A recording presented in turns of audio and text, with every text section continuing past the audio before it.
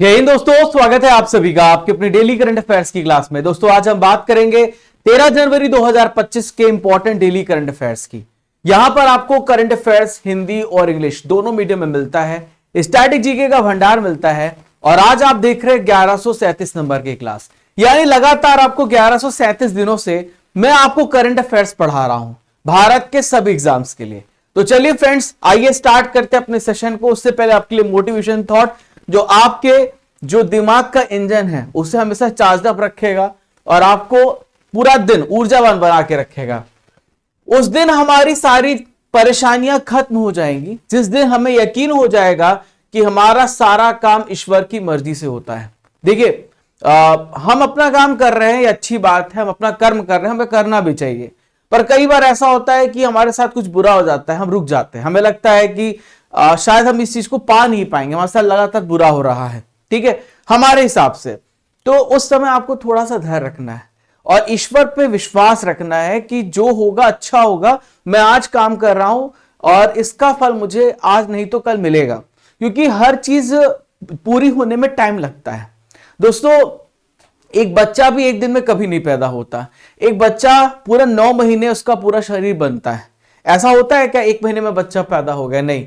तो बच्चा फिर जब बड़ा होगा, चलना धीरे धीरे सीखेगा, फिर यहां पे मतलब हर एक चीज की एक प्रोसेस है जो धीरे धीरे धीरे धीरे धीरे ग्रो होती है। तो आपकी भी ग्रोथ धीरे धीरे होगी और एक दिन छप्पर फाड़ के आपकी सक्सेस आ जाएगी। तो आइए स्टार्ट करते हैं अपने क्वेश्चन को और सबसे पहला प्रश्न देखते हैं जो आपके लिए इंपॉर्टेंट प्रश्न है। बहुत ज्यादा इंटरेस्टिंग क्वेश्चन आज सभी के लेकर के आया हूं। आइए देखते हैं पहला प्रश्न। बीसीसीआई के नए सचिव कौन बने हैं? Who has been appointed as the new secretary of BCCI? तो बीसीसीआई के नए सेक्रेटरी यहां पर आपको ध्यान देना है, देवजीत सैकिया है। कौन है? देवजीत सैकिया आपको ध्यान में रखना है। जो अजीत अगरकर है ये चीफ सिलेक्शन मतलब सिलेक्टर है, ये चीफ सिलेक्टर है। वहीं पे कपिल देव जो है गोल्फ प्रोफेशनल गोल्फ एक एसोसिएशन है, उसके अध्यक्ष है कपिल देव। तो देवजीत सैकिया यहां पे बने हैं बीसीसीआई के नए सेक्रेटरी। ये बात आपको ध्यान में रखना है, दिमाग में बिठा लेना है। तो मेरे पीछे आप देख सकते हैं ये है देवजीत सैकिया। ये एक्स क्रिकेटर रह चुके हैं, फॉर्मर ये असम क्रिकेटर रह चुके हैं देवजीत सैकिया, जिन्होंने board of control for cricket in India BCCI का यहां पे बीसीसीआई का एज सेक्रेटरी अपॉइंट किया गया है जय शाह के स्थान पर। देखिए, बीसीसीआई के सेक्रेटरी कौन थे? जय शाह। अब जय शाह बन गए आईसीसी के चेयरमैन, आईसीसी का अध्यक्ष उनको बना दिया गया है और इस वजह से ये जगह बहुत दिनों से खाली थी और यहां पर इनको स्थान मिला है। सैकिया अभी तक कैसे काम कर रहे थे? अंतरिम सचिव के रूप में, इंटीरियम सेक्रेटरी के रूप में काम कर रहे थे, रेस्पॉन्सिबिलिटी संभाल रहे थे। अब इनको परमानेंटली सचिव बना दिया गया है। अब यहां पर आप जय शाह को देख सकते हैं, 36 साल की एज में आईसीसी के चेयरमैन बने, सबसे कम उम्र के चेयरमैन बनने वाले भारतीय बन चुके हैं, यह भी ध्यान में रखना है, ठीक है दोस्तों। देवजीत सैकिया कहां से बिलोंग करते हैं? असम से बिलोंग करते हैं, ठीक है। और आपको ध्यान में रखना है प्रथम श्रेणी क्रिकेटर भी हैं देवजीत सैकिया, क्लियर है। तो साथियों, इसके अलावा एक और इंपॉर्टेंट आपको अपॉइंटमेंट याद रखनी है, वो है यहां पे प्रभजीत सिंह भाटिया, जो कि ट्रेजरर बने हैं। प्रभजीत सिंह भाटिया कोषाध्यक्ष बने हैं। जो भी पैसा आता है, जो भी फंडिंग होती है बीसीसीआई को, जो भी पैसा कलेक्शन होता है, वो वहां पे ट्रेजरर के हाथ में रहता है। मतलब वो उसको यहाँ पे कितना पैसा जाना है, कितना पैसा आ रहा है, वो सब इसका ध्यान रखता है ट्रेजरर। तो ये बने हैं प्रभजीत सिंह भाटिया, कोषाध्यक्ष बने हैं। अब दोस्तों, बात यहां पे बीसीसीआई की आई है, तो बीसीसीआई से संबंधित सारे इंपॉर्टेंट फैक्ट्स मैं आपको बता देता हूं। तो बीसीसीआई की स्थापना कब हुई है? 1928 1 दिसंबर को हुई है। बीसीसीआई का हेडक्वार्टर मुंबई महाराष्ट्र में है। रोजर बिन्नी इसके वर्तमान में प्रेसिडेंट हैं, अध्यक्ष हैं, और देवजीत सैकिया यहाँ की सेक्रेटरी हैं, आपको ध्यान में रखना है, ठीक है। इसके अलावा अगर आपसे पूछा जाए कि उपाध्यक्ष कौन है, तो राजीव शुक्ला है बीसीसीआई के। कोषाध्यक्ष मैंने आपको बता दिया है। आईपीएल के अध्यक्ष अरुण धूमल, गौतम गंभीर मुख्य कोच है और चीफ सिलेक्टर हैं, मुख्य चयनकर्ता है अजीत अगरकर, क्लियर है दोस्तों। जितने भी हमारे साथ छात्र इस क्लास को देख रहे हैं, पीडीएफ के लिए, इंपॉर्टेंट नोटिफिकेशन के लिए, इंपॉर्टेंट न्यूज के लिए, मोटिवेशन के लिए Raja Gupta current affair Telegram channel को ज्वाइन कर लीजिएगा, ठीक है दोस्तों। अगला प्रश्न ये रहा, पीएम मोदी सोनमर्ग सुरंग का उद्घाटन कहां पे करेंगे? Where will PM Modi inaugurate Sonamarg tunnel? तो सोनमर्ग टनल का उद्घाटन किया जा रहा है और ये कहां पे है? तो जम्मू कश्मीर, आप सभी को याद रखना है। कहां पे? जम्मू कश्मीर में सोनमर्ग सुरंग का उद्घाटन किया जाएगा। आप यहां पर देख सकते हैं प्रधानमंत्री मोदी जी हैं और ये इसको जेड टनल भी कहा जाता है। तो आज 13 जनवरी है। आज 13 जनवरी को प्रधानमंत्री मोदी जी जम्मू कश्मीर में सोनमर्ग सुरंग का उद्घाटन करने जा रहे हैं और इसमें टोटल जो कॉस्ट आ रही है 2700 करोड़ रुपए आ रही है। ये इतना कॉस्ट आ रहा है इस टनल को बनाने का। ठीक है, तो आज 13 जनवरी को जम्मू कश्मीर में ये उद्घाटन किया जाएगा। It will be inaugurated on 13 जनवरी। अब दोस्तों यहां पर आप देखिए तो इस सुरंग का क्या काम होने वाला है। तो इस सुरंग के माध्यम से जो श्रीनगर है और सोनमर्ग है उसके बीच में जो आप कह सकते हैं आवाजाही है और कनेक्टिविटी है, कनेक्टिविटी बहुत स्ट्रांग हो जाएगी। सोनमर्ग और श्रीनगर को जोड़ने के लिए ये सोनमर्ग टनल काम करने वाला है। और जहां पर यह सुरंग बनाई गई है वहां पे ऐसा फील होगा कि वो जेड शेप की है। मतलब जहां पे सुरंग बनाई गई है तो सड़कें जेड तरह की है, इसलिए इसे जेड मोड सुरंग भी कहा गया है। इसलिए अगर आपसे पूछा जाए जेड मोड तो आप समझ जाएगा सोनमर्ग टनल की हम बात कर रहे हैं। क्लियर है? यह सुरंग जो है 6.5 किलोमीटर लंबी है। यहां पर आप देख सकते हैं 6.5 किलोमीटर लंबा है और यह सुरंग जो है गगनगिर से सोनमर्ग तक जाएगी।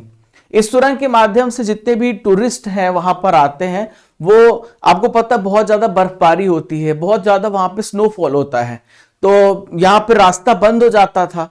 तो इस वजह से रास्ता ओपन रहेगा और वो आराम से ट्रैवल कर सकते हैं और अपने यात्रा का लुत्फ उठा सकते हैं। ठीक है दोस्तों, अगला प्रश्न आप सभी के स्क्रीन पर रहा, प्रश्न नंबर 3। दक्षिण भारत की सबसे पहली संक्रामक रोग अनुसंधान और निदान प्रयोगशाला कहां पर स्थापित की जाएगी? Where will be south India's first infectious disease research and diagnostic laboratory will be set up. तो दक्षिण भारत की पहली संक्रामक रोग जिसे हम कहते हैं इन्फेक्शियस डिसीज पता करने के लिए ये बेंगलुरु में स्थापित की जाएगी। कहां पर स्थापित की जाएगी? बेंगलुरु में इसकी स्थापना की जाएगी। दक्षिण भारत की सबसे पहली संक्रामक रोग अनुसंधान और उससे रिलेटेड जो डायग्नोस्टिक लेबोरेटरी है बनाई जा रही है। ठीक है, तो ये यहां पे इसका उद्घाटन किया गया है। इस पूरा लैब है। कोई भी प्रकार का आजकल आप देखते हैं कि अभी फिर HMPV वायरस आ चुका है और कोरोना था, ऐसे बहुत सारे इबोला है, ऐसे बहुत सारे वायरस, अलग अलग प्रकार के वायरस क्या होते हैं अपने आप को अपडेट कर देते हैं। जैसे हम अपने आप को अपडेट करते हैं तो वायरस भी कंडीशन के हिसाब से अपने आप को चेंज करते हैं और फिर वो जब उनका आउटब्रेक होता है तो हम पता नहीं लगा सकते कि कैसा है, हमें डिपेंड रहना पड़ता है। तो इसलिए हमारे पास लैब्स होने चाहिए कि हमें पता होना चाहिए कैसा वायरस है, हम कैसे इसका डायग्नोस करेंगे, तब तो उसका कुछ सोल्यूशन निकालेंगे। तो साउथ इंडिया की सबसे पहली इन्फेक्शियस डिसीज रिसर्च और डायग्नोस्टिक लेबोरेटरी यहां पे सेटअप की जा रही है बेंगलुरु मेडिकल कॉलेज और रिसर्च इंस्टीट्यूट में। क्लियर है? चलिए, तो यहां पे जितने भी संक्रामक रोग हैं, मतलब जितने भी इन्फेक्शियस डिसीज हैं जो कम्युनिकेबल है, जो फैलते हैं, वो बेंगलुरु की प्रयोगशाला में उसका वेरिफिकेशन होगा, पुष्टि की जाएगी, सैंपल लाए जाएंगे, उनको दूसरे स्टेट में भेजना नहीं पड़ेगा।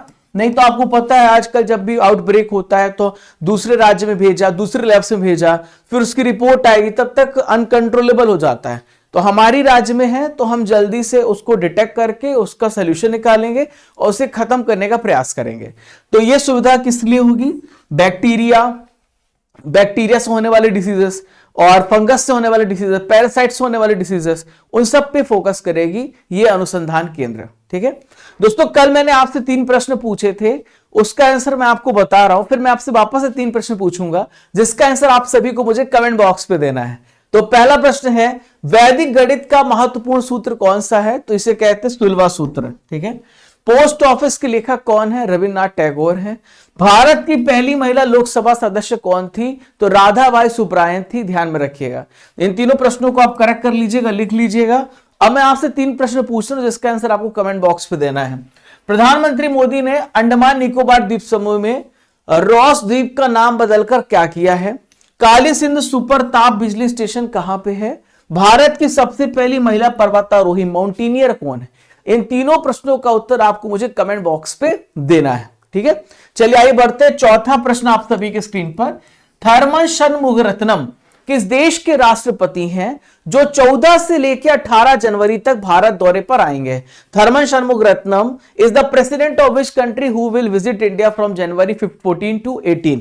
तो सिंगापुर के यहां पे राष्ट्रपति हैं थर्मन शनमुगरत्नम। कहां के हैं? थर्मन शनमुगरत्नम कल आएंगे 14 से और 18 तक रहेंगे। ये सिंगापुर के राष्ट्रपति हैं। ऐसा बहुत समय बाद हो रहा है कि सिंगापुर का कोई प्रेसिडेंट हमारी देश यात्रा करने आ रहा है। तो आप यहां पे थर्मन शनमुगरत्नम को यहां पर देख सकते हैं, हमारे देश के प्रधानमंत्री मोदी जी को देख सकते हैं। तो ये 14 से लेकर 18 जनवरी तक भारत की यात्रा पर रहेंगे और ऐसा लगभग 10 सालों में ऐसा हो रहा है कि वो सिंगापुर का प्रेसिडेंट भारत की यात्रा करने आ रहा है। इसके बाद वो हमारे देश के राष्ट्रपति से मुलाकात करेंगे, पीएम मोदी से मुलाकात करेंगे और अपनी ऑफिशियल यात्रा के दौरान वो यहां पे न्यू दिल्ली में रहेंगे और ओडिशा जाने की इसमें संभावना है। ठीक है, और कोई भी जो भी अपडेट होगा, जो भी इनके बीच में समझौते होंगे, वो मैं आपको बता दूंगा करंट अफेयर्स में।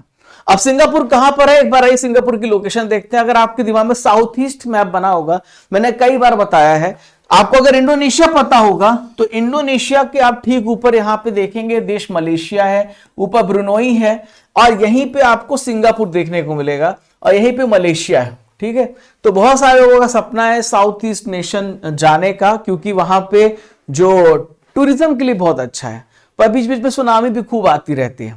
तो सिंगापुर की कैपिटल सिंगापुर है, यहां के प्राइम मिनिस्टर लॉरेंस वोंग है, प्रेसिडेंट यहां के थर्मन शनमुगरत्नम है, यहां की करेंसी सिंगापुर डॉलर है।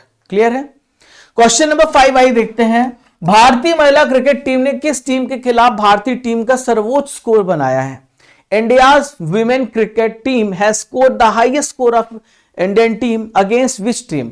तो देखिए भारतीय महिला क्रिकेट टीम ने आयरलैंड के खिलाफ, अभी देखिए मैच चल रहा है और यहां पे सबसे बड़ा स्कोर, अपना खुद का सबसे बड़ा टोटल यहां पे बनाया है। ठीक है, आयरलैंड इसका सही आंसर हो जाएगा। ठीक है, तो कल मैच ये चल रहा था, भारतीय महिला क्रिकेट टीम ने आयरलैंड के खिलाफ राजकोट के मैदान में 370 रन का स्कोर मार दिया। ठीक है, मतलब आजकल जो वीमेंस टीम है बहुत अच्छा कर रहे हैं सारी, जब से उनको क्रिकेट में पार्टिसिपेशन मिला है। तो मैं कल देख रहा था गूगल ट्रेंड्स में भी बहुत ज्यादा मतलब सर्च किया जा रहा है। मतलब ऐसा लगता था कि क्रिकेट मैच केवल पुरुषों का देखा जाता है, अब महिलाओं का भी मैच देखा जा रहा है। इतना ज्यादा पॉपुलर नहीं था, तो कल वो टॉप ट्रेंडिंग में चल रहा था। तो दोस्तों क्रिकेट से रिलेटेड प्रश्न डेफिनेटली आपके एग्जाम पूछेंगे, स्पोर्ट्स का करंट अफेयर आजकल कैसे भी टाइप का प्रश्न पूछ लिया जाता है, तो ये सारे प्रश्नों को शामिल करना जरूरी है। तो this is the highest score of Indian team, ये बहुत हाईएस्ट स्कोर है भारतीय टीम का।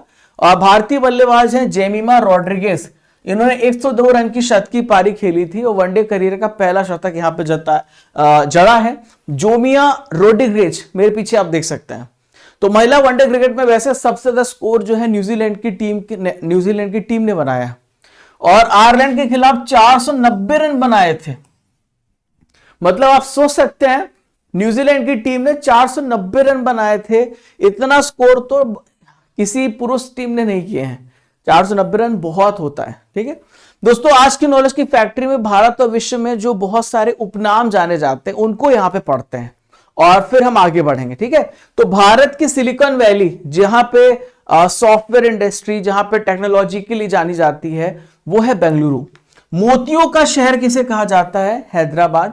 एशिया का डेट्रॉइट जगह होती है ऑटोमोबाइल इंडस्ट्री का, वहां पर आपको सारे जो बड़ी बड़ी जो कार कंपनियां हैं वो आपको देखने को मिलेंगी, तो चेन्नई है। ठीक है, भारत का चाय शहर डिब्रूगढ़ है, भारत का चाय शहर डिब्रूगढ़ को कहते हैं। ऑरेंज सिटी जो संतरे के लिए जाना जाता है नागपुर महाराष्ट्र में है। भारत का गार्डन शहर बेंगलुरु कहा जाता है। साउथ इंडिया का मैनचेस्टर, तो कपड़े उत्पादन के लिए कोयम्बटूर जाना जाता है। पूर्व का ब्रिटेन जापान है, जिस प्रकार से ब्रिटेन आइलैंड कंट्री है, पानी से चारों तरफ से घिरा हुआ, जापान भी घिरा हुआ है। 7 पहाड़ियों का शहर रोम इटली को बोला जाता है। किसे बोला जाता है? रोम इटली को बोला जाता है।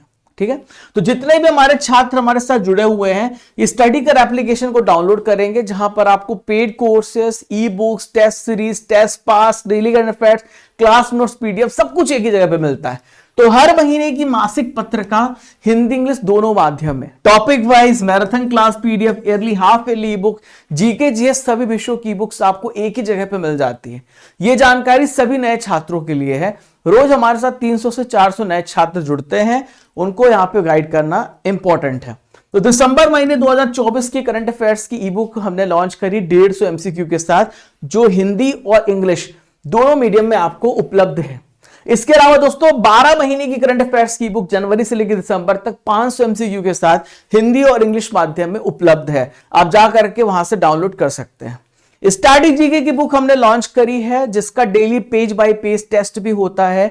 इसका लिंक आपको डिस्क्रिप्शन बॉक्स में दिया गया है, वेबसाइट का लिंक, जहां से आप इस बुक को ऑर्डर कर सकते हैं। आपके घर तक ये बुक पहुंचेगी। ठीक है, अभी बुक की कीमत 170 रुपीज है, आप ऑर्डर करेंगे, और इंग्लिश की बुक 190 रुपीज की है।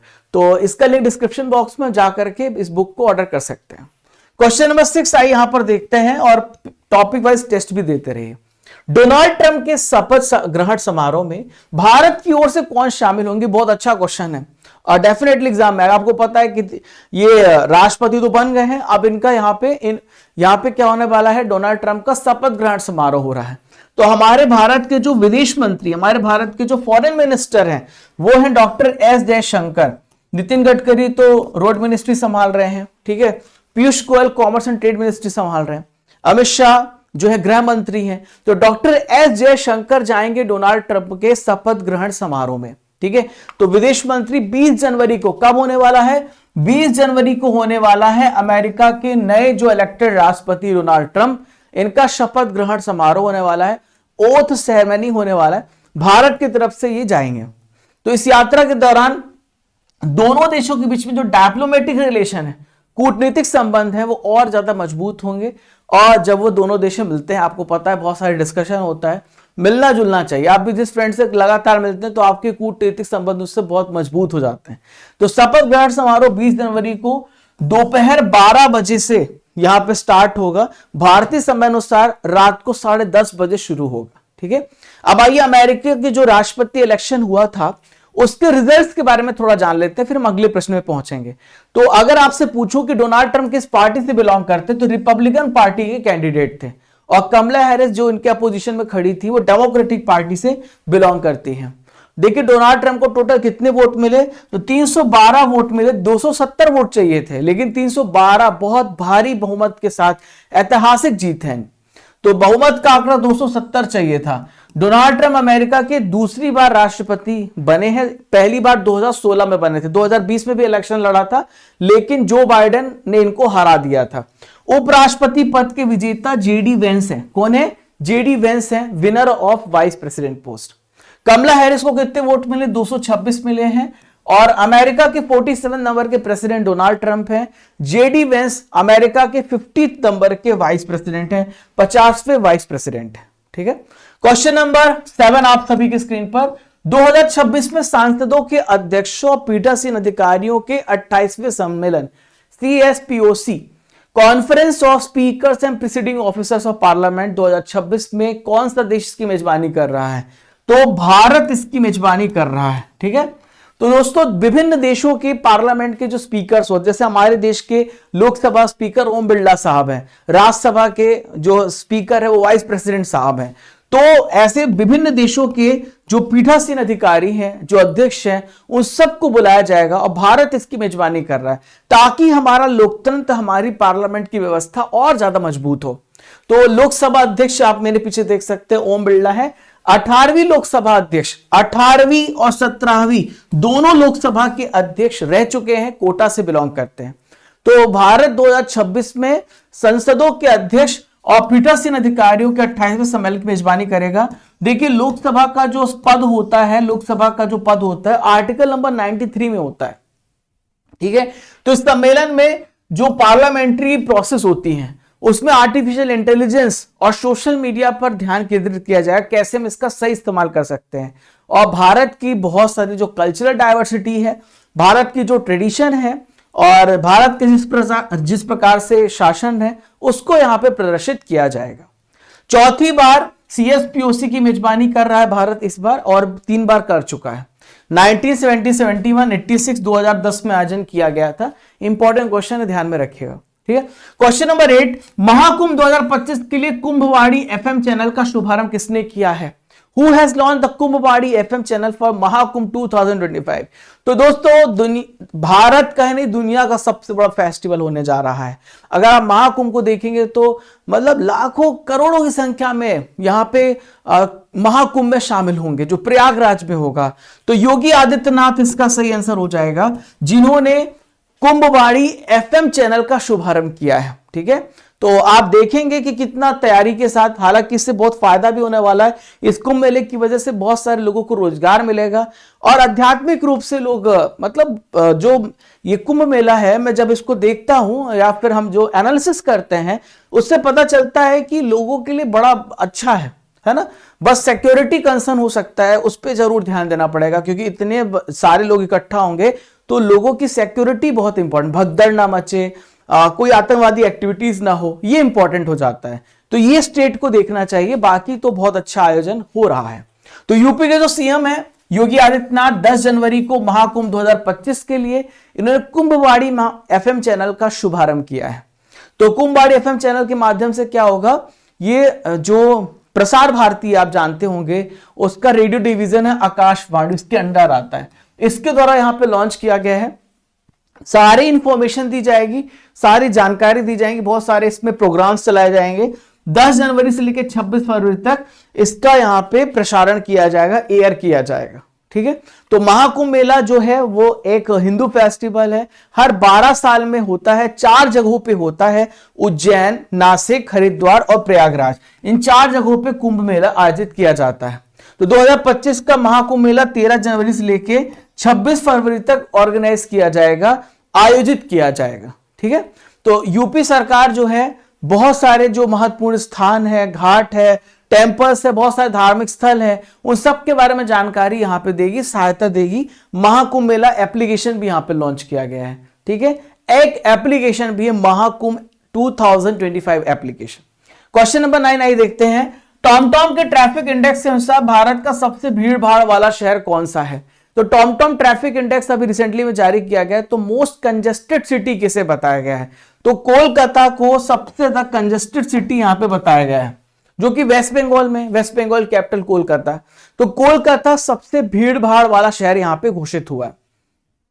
तो आप देख सकते हैं कि ऑलरेडी बहुत ज्यादा कोलकाता में पॉपुलेशन एरिया वाइज पॉपुलेशन वहां पे ज्यादा है, वहां पे व्हीकल्स का यूज ज्यादा है। तो यहां पे टॉमटॉम के ट्रैफिक इंडेक्स में कोलकाता भारत का सबसे भीड़ भाड़ वाला शहर है और बेंगलुरु को उसने पीछे छोड़ दिया है। ठीक है। रिपोर्ट में बताया गया कोलकाता में जो ड्राइवर हैं वो 10 किलोमीटर की दूरी अगर उन्हें तय करना है तो औसतन कितना पेट्रोल डीजल खर्च हो रहा होगा, सीएनजी खर्च हो रहा होगा। 34 मिनट और 33 सेकंड यहां पे टाइम लग रहा है अगर 10 किलोमीटर की भी यात्रा करनी है। और कोलकाता की जो गति है 17.4 किलोमीटर प्रति घंटा है, जबकि बेंगलुरु की 17.6 किलोमीटर प्रति घंटा है। तो मतलब थोड़ा ज्यादा बेंगलुरु, कोलकाता थोड़ा पीछे है। इस इंडेक्स पे कोलकाता पहले स्थान पे, बेंगलुरु दूसरे, Pune third, Hyderabad fourth, Chennai fifth और मुंबई को 6th प्लेस दिया गया है। ठीक है।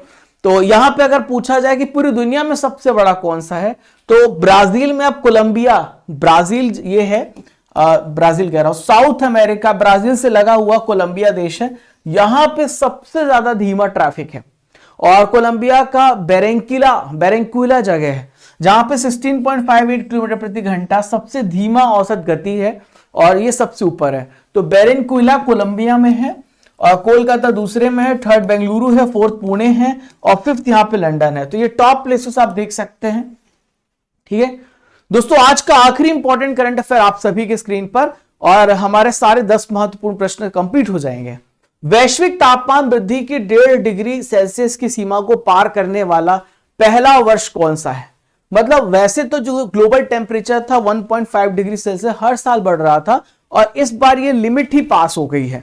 तो 2024 का साल काफी गर्म साल रहा है। अब 2025 में देखते क्या होगा। इससे ग्लोबल वार्मिंग का जो इंपैक्ट है बताया जा रहा है कि बढ़ गया। इससे बर्फ पिघलेगी, समुद्र का लेवल बढ़ेगा और जो पानी है वो यहाँ पे कंट्रीज तक पहुंच जाएगा और स्पीसीज को भी बहुत नुकसान होता है, उनका डायरेक्शन बदल जाता है। तो 2024 का जो ग्लोबल टेम्परेचर था वो 1.5 डिग्री सेल्सियस की जो बाउंड्री थी उसको भी पार कर गया है और पहला ऐसा वर्ष बन गया है। अब इस रिपोर्ट को किसने जारी किया है, तो इसकी पुष्टि करी है यूरोपीय संघ की कोपरनिकस जलवायु परिवर्तन सेवा ने, जिसे हम C3S कहते हैं, European unions Copernicus climate change service, C3S के द्वारा इस रिपोर्ट को जारी किया गया है। ठीक है, जो पृथ्वी का औसतन तापमान है 1850-1900 की तुलना में 1.6 डिग्री सेल्सियस अधिक था, यानी अगर हम कंपेयर करें 2024 में। और कार्बन डाइऑक्साइड वायुमंडल में उसकी जो कंसंट्रेशन थी वो है 422 पार्ट्स पर मिलियन। ठीक है, और इस बहुत जो कार्बन की कंसंट्रेशन होती है पार्टिकुलेट मैटर वो इस पे मेजर की जाती है, तो 422 भाग प्रति मिलियन के नए उच्च स्तर पे पहुंच गया। दोस्तों 11 क्वेश्चन है आप सभी के सामने। भारत में राष्ट्रीय युवा दिवस कब मनाया जाता है? When is national youth day is being celebrated. तो राष्ट्रीय युवा दिवस आपसे पूछा कब मनाया जाता है, तो 12 जनवरी को राष्ट्रीय युवा दिवस मनाया जाता है। यह दिवस आप सभी के लिए समर्पित है। स्वामी विवेकानंद को आप याद करें जब भी आपको डीमोटिवेटेड फील हो, ऐसे लोगों से इंस्पायर हो जो आपके जीवन में बदलाव लाएं, ऐसे लोगों से नहीं जो आपको नेगेटिव करें। तो 12 जनवरी को राष्ट्रीय युवा दिवस मनाया जाता है। 12 अगस्त को अंतरराष्ट्रीय युवा दिवस मनाया जाता है। स्वामी विवेकानंद जी की जयंती के उपलक्ष्य में मनाया जाता है। यह दिवस को बनाने की घोषणा 1984 में हुई है। आप इनके विचारों को सुनेंगे तो आपके दिमाग मतलब एक्टिवेट हो जाएगा। जो हर एक इनका विचार अपने आप में बहुत ऊर्जावान है। इनका असली नाम था नरेंद्रनाथ दत्त और ये कायस्थ फैमिली से बिलोंग करते थे। 12 जनवरी 1863 को इनका जन्म हुआ था कलकत्ता में, जिसे अब कोलकाता कहा जाता है। ठीक है, 1897 में कोलकाता में रामकृष्ण मिशन, रामकृष्ण परमहंस इनके गुरु थे और उन्हीं के सम्मान में इन्होंने इसकी स्थापना करी थी।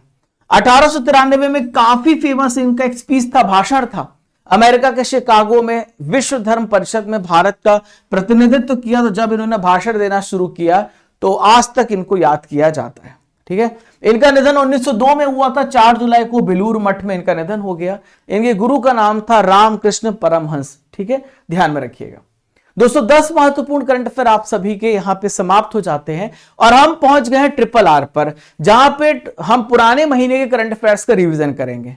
दिसंबर महीने करंट अफेयर्स का रिवीजन करेंगे। हाल ही में किस देश ने पेड क्लाइमेट लीव की शुरुआत करी है? Which country has recently introduced paid climate leave? तो स्पेन देश है जिसने पेड क्लाइमेट लीव की शुरुआत करी है।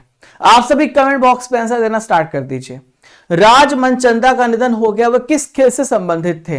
तो राज मनचंदा इनका निधन हो गया है और ये स्क्वैश से संबंधित थे। किससे संबंधित थे? स्क्वैश खिलाड़ी थे, इनका निधन हो चुका है। Aster Guardians global nursing award हाल ही में किसने जीता है? तो एस्टर गार्डियंस ये जो अवार्ड है मारिया विक्टोरिया को मिला। किसने मिला है? मारिया विक्टोरिया को अवार्ड दिया गया है। ठीक है, 3 क्रिमिनल कानूनों को पूरी तरीके से लागू करने वाला भारत का पहला केंद्र शासित प्रदेश कौन सा है? तो चंडीगढ़ है, जिसने 3 क्रिमिनल कानून को लागू किया है। Chandigarh is the right answer. Asia और प्रशांत क्षेत्र में गुड प्रैक्टिस अवार्ड 2024 यहां पे किस देश ने जीता है? तो यहां पे भारत ने इस अवार्ड को जीता है। एशिया और प्रशांत क्षेत्र का ISSA good practice award 2024 Bharat देश ने जीता है। दोस्तों 11 जनवरी के इंपॉर्टेंट करंट अफेयर्स का रिवीजन करेंगे। जो आपने कल संडे था, वीकली करंट अफेयर्स पढ़ा है, परसों जो भी करंट अफेयर्स पढ़ा था उसका रिवीजन कर रहे हैं।